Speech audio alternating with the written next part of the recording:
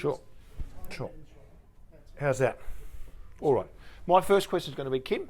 Tell us, some things have happened over the last couple of months. Can you just tell us a bit about it? Yeah. Well, I'll just keep throwing questions. Yeah. All right.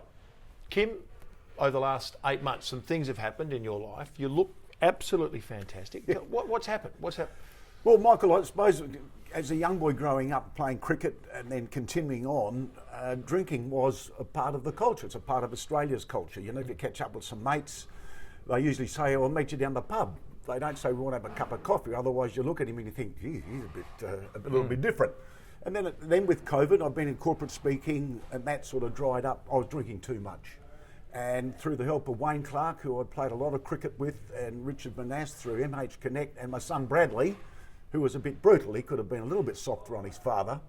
And he basically said, "Well, Dad, you drive home over the limit or under the influence of drink from a Marmon Angling Club most days, you could have an accident or kill somebody, and what value are you?" So it was a real eye-opener to me.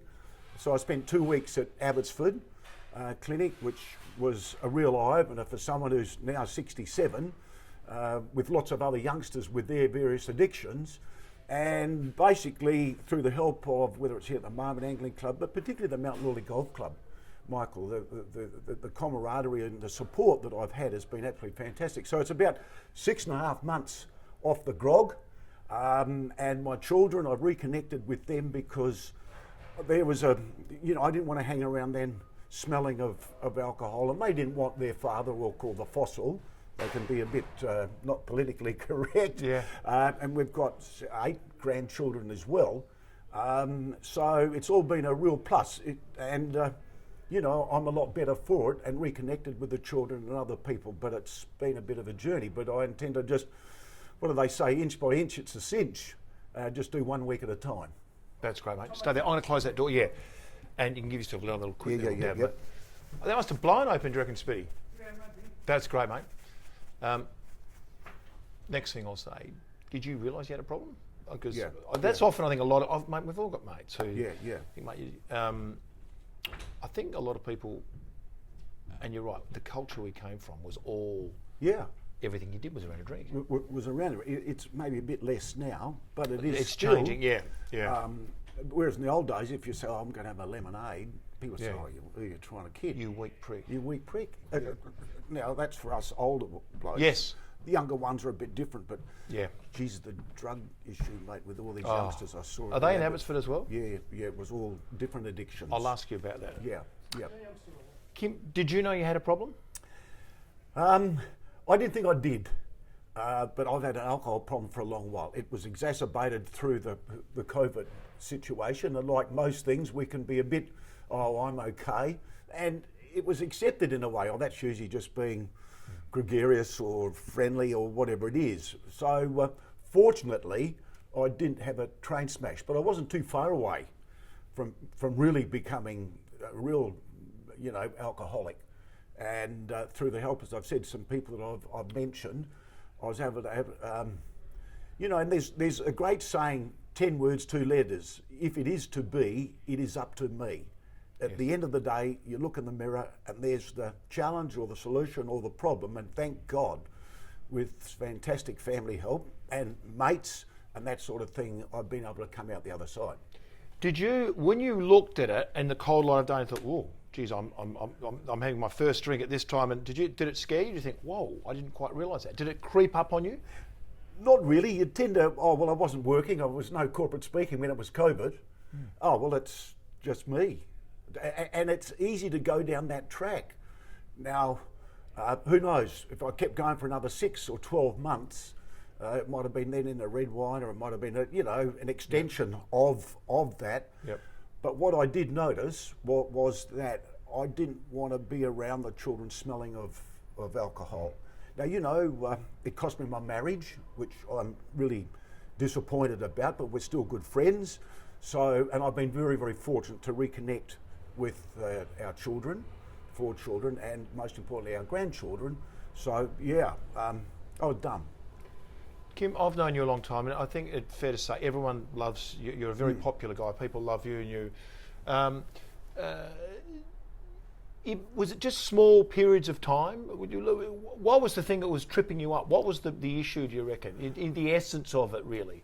Well, it was socially acceptable, if you like. I'd grown up from 15, I was playing with men in cricket. So we'd go to the pub. I had to get a lift home with Gary Green, and we had to pass the shents. Good luck. And then when you played cricket, we were dedicated, but you'd have a beer afterwards. And when you think about it, there's legendary status with David Boone and Rod Marsh.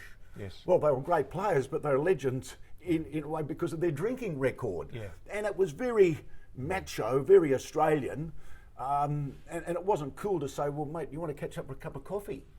You're thinking, Jesus, really? You can't be that bad. So it was one of those things where you sort of you gloss over it, if you like, and it can then sneak up on you. Or when I say sneak up on you, but through good mates. And when you get a bit out of control, you don't realise. Yeah. When you wake up next morning, you think, geez, what did I do? Yeah. I can't remember. And it wasn't until my son Bradley and Wayne Clark and Richard Manasseh said, mate, you've got to have a good look at yourself. Now, I come from an era where there was no political correctness. They didn't say, look, we want to have a chat to you about this and that. I said, mate, you're a dill, you're an idiot, you're doing yourself some harm, do something about it. And particularly with a ginge, he could be a bit more subtle. My son, that's Bradley. Yeah. But he put it in a nutshell. You're a DH, you've been a dickhead. Change. Or do something about it. When you went into Abbotsford, what was that like? And you would have seen a lot of things there. Oh, well, mate, I think I've led a pretty sheltered life. Now, yeah, I had an addiction with alcohol, but I met lots of other, particularly young women, and the addictions that they've got was just, I'd never even heard of these words. And we got to know one another, have a chat and that sort of thing. And I've been very, very lucky to have got tremendous support outside of Abbotsford. But what I looked at, and I'd like to go back and give some of my time and see if I can be helpful, is that when a lot of those youngsters leave the protection unit from Abbotsford, they don't have a job. Maybe they don't have the family support around them. And maybe there's some people out there that just say, mate, why don't you have a bit of this and a bit of that? And, they don't have any money, they've blown that. It is a really, and the thing about it, Michael, is that the greatest addiction of all, which is alcohol, is legal. You can go and do it, and it's acceptable. Whereas with drugs and the others, which I know very little about, but jeepers, some of these youngsters, when they step out the door of Abbotsford, you just think, they got no chance.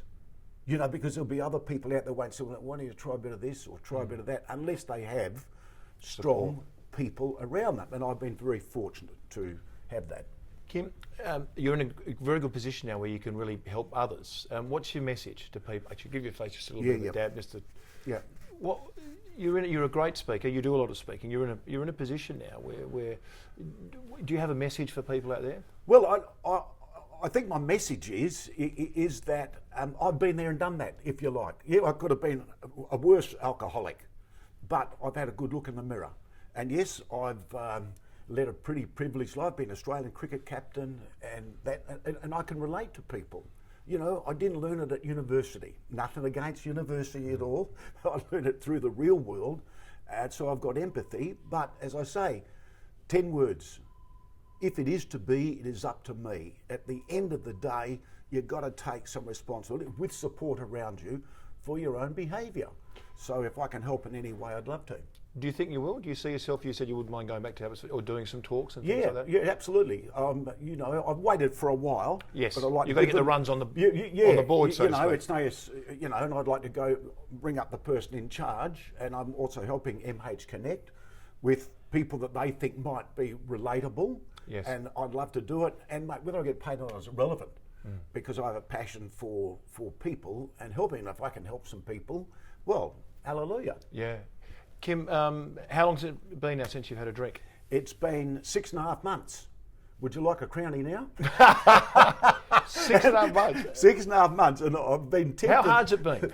Mate, it's been easy. The only blinking thing, Tomo, is I'm an Uber driver for all my mates that are Molly the Monk, still getting paid nothing. but it doesn't bother me. You know, the lady I'm going out with now, Beryl, you know, she's got friends that are fantastic Australians, but I'm the skipper.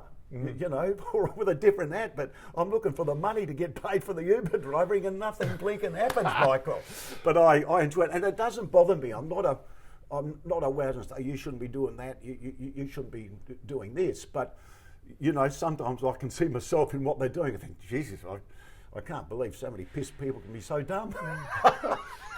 Exactly. Mate, you brought so much joy as a player. Everyone out there will want to know, what have all your former teammates been like? They have been absolutely fantastic. With Greg Chappell and Jeff Thompson, Greg Matthews, other people. And I've made a note of the people that have grown up.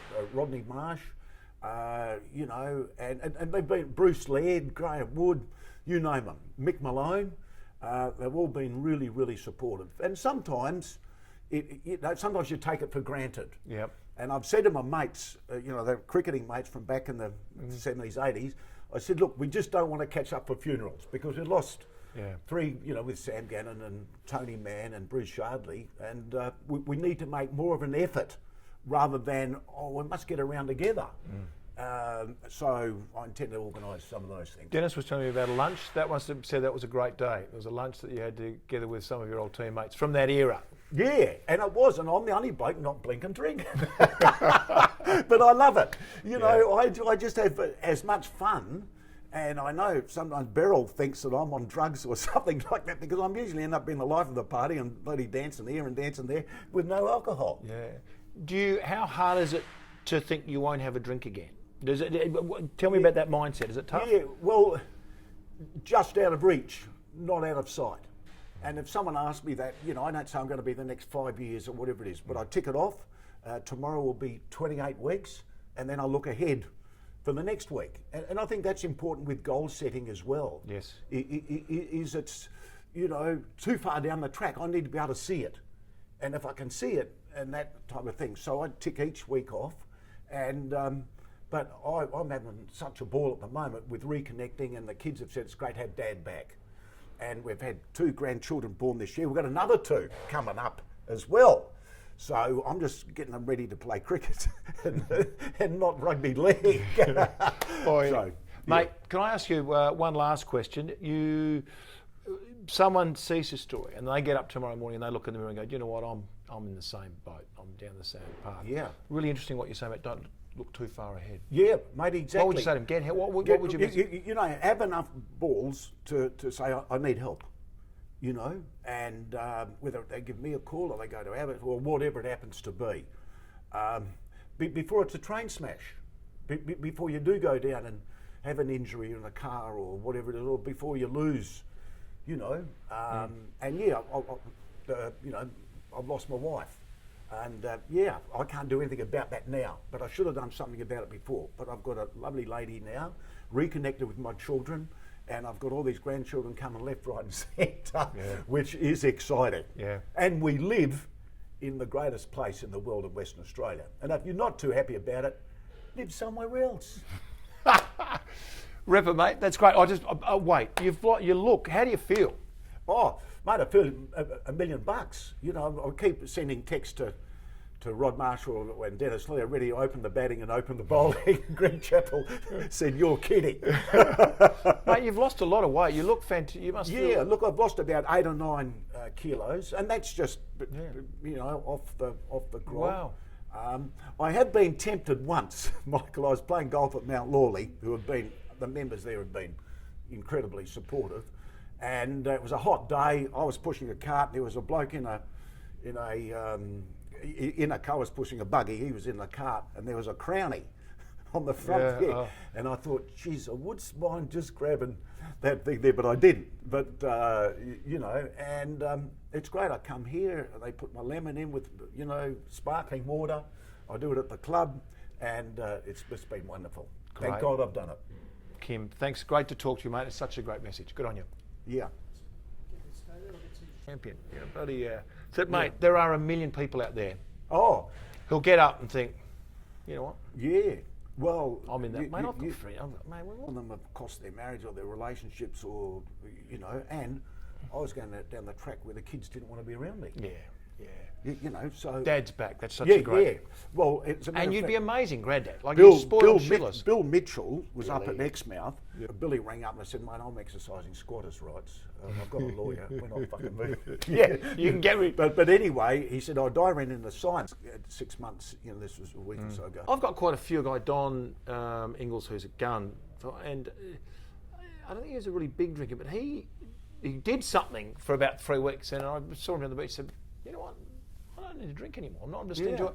And I saw him about a year later. He goes, "No, I'm enjoying." And I think, you know, guys, who was I talking to? Yeah, we've all got to take a bit of blame as well. I think your mates sort of should have maybe got in earlier and told you earlier.